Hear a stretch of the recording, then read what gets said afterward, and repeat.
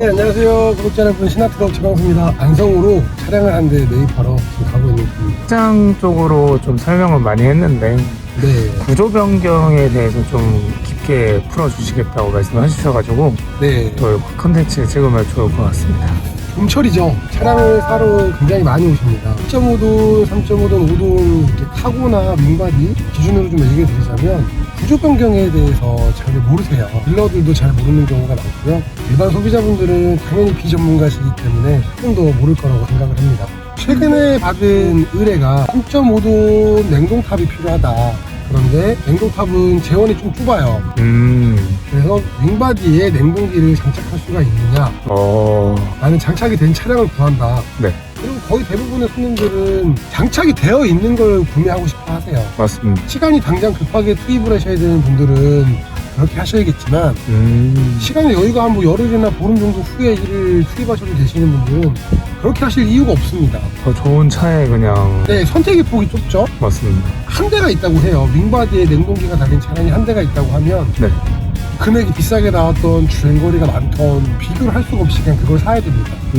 하지만 윙바디가 30대가 있어요. 네, 거기에다가 냉동기를 달아서 구조 변경이 되는 차량들이 많이 있습니다. 네. 그러면 구조 변경을 하면 되겠죠. 그렇죠. 더 좋은 컨디션의 차량을 더 좋은 구입해서 컨디션에 내가 더 마음에 드는 차량에 내가 일을 할 수 있는 냉동기를 달 수 있다. 이런 부분들을 많이 모르시더라고요. 네, 편의점 납품이라든지 특수한 용도로 내장 탑차를 구하시는 분들 네, 마찬가지입니다. 뭐 연문이 한 개가 있는 걸 구해주세요. 연문이 두 개가 있는 걸 구해주세요.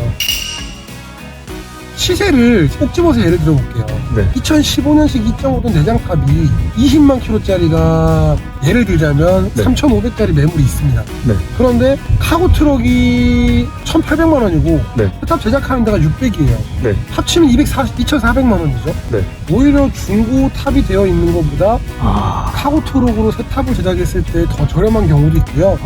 그리고 비싸다고 한들 100만 원, 200만 원 차이입니다. 내가 기존에 사용했던 탑이 아니라 새로 제작하는 탑을 가지고 100만 원, 200만 원 더 주고 제작을 한다. 네. 예를 들자면 카고 트럭이 2,000이나 2,100이면 탑이 600이면 2,600이나 2,700이 되겠죠.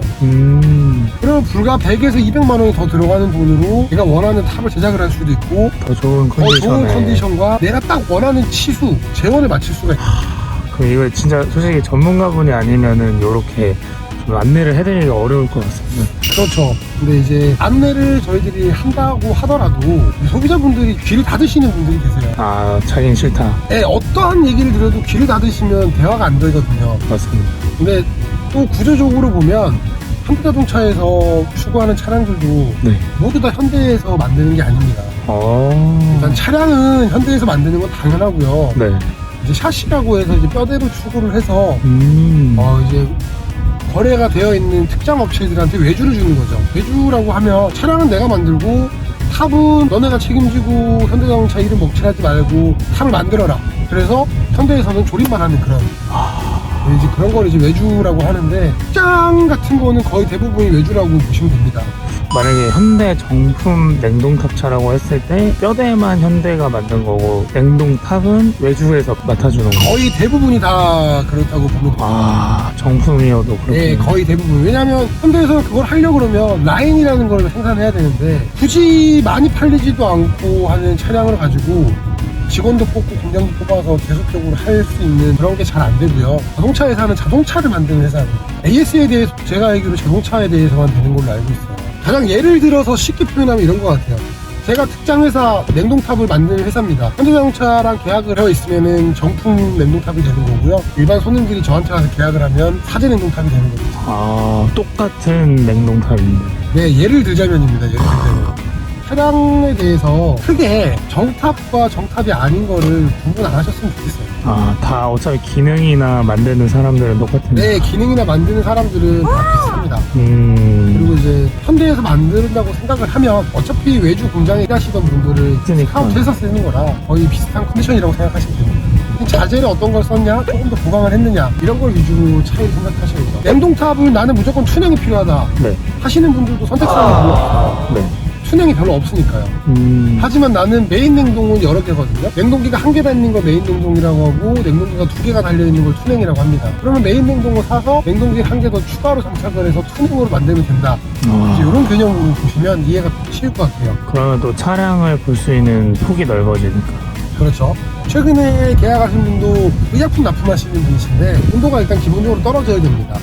그래서 3.5도 윙바디를 처음에 냉동탑을 고집하시다가 냉동탑이 좀 작으니까 조금 더 넓은 광폭 윙바디를 구입을 하셔서 냉동기에 장착을 하시고, 그리고 윙바디 남으려면 냉이 좀 세요. 왜냐면 윙을 닫는 부분에 이음새 부분에서 냉이 조금씩 새기 때문에 거기 부분을 완벽하게 보강을 해서 냉동탑 용도로 사용하신다고 그렇게 해서 계약을 하신 분도 계시고요.